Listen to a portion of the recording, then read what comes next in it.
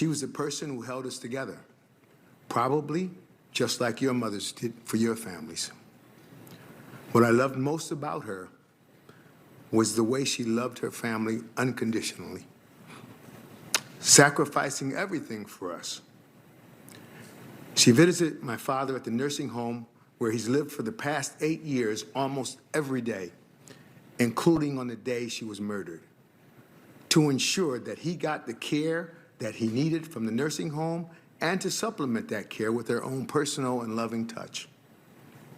Our lives are forever changed, forever damaged by an act of profound hate and evil. And nothing will ever take away the hurt, the pain, or the hole in our hearts. Due to yet another politically and racially charged shooting that happened in Buffalo at that grocery store, this gentleman, Garnell Whitfield Jr., had to testify in front of the Senate Judiciary Committee about his mother.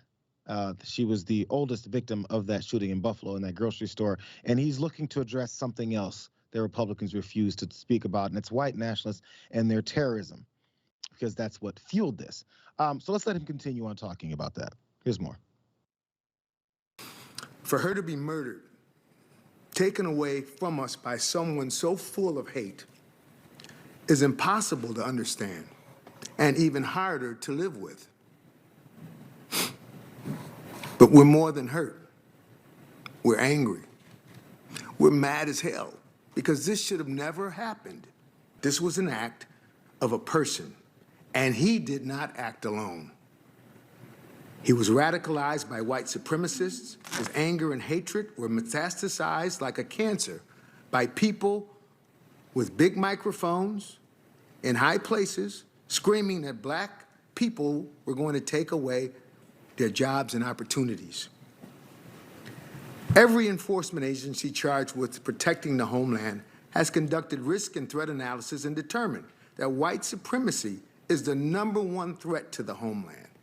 And yet, nothing has been done to mitigate it or eradicate it.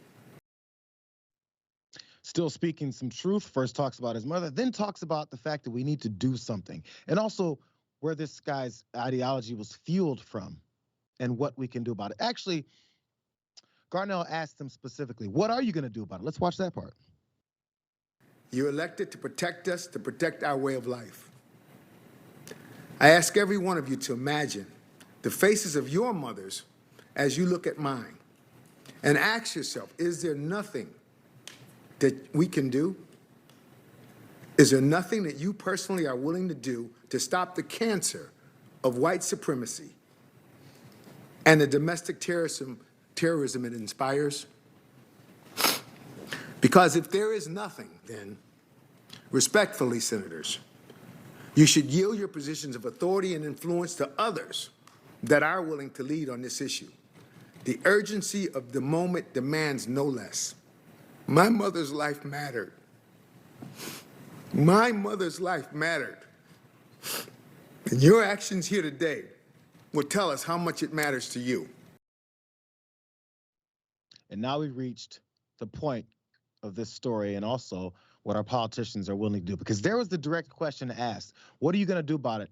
What are you going to do about it? Well, Senator Ted Cruz was there. He's from Texas.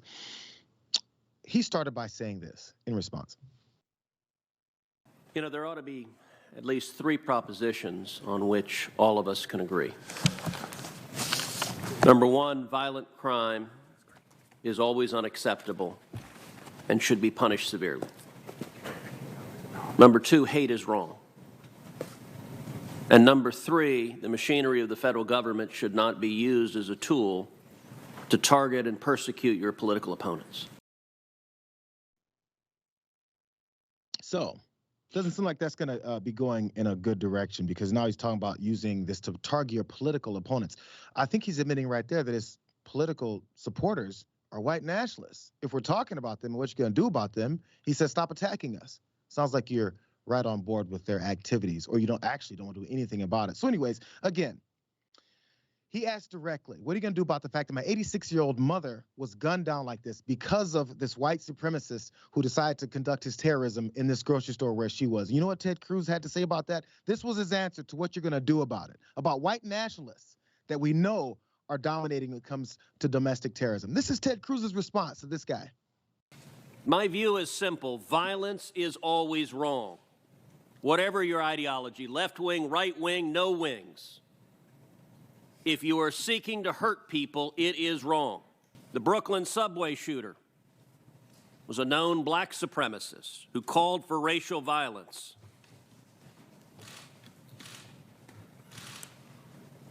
The Waukesha attacker who murdered 6 people driving an SUV into a Christmas parade was a viciously left-wing black nationalist bigot. 2016, another black nationalist gunned down 5 police officers in Dallas. I was there with President Obama at the funeral for those police officers.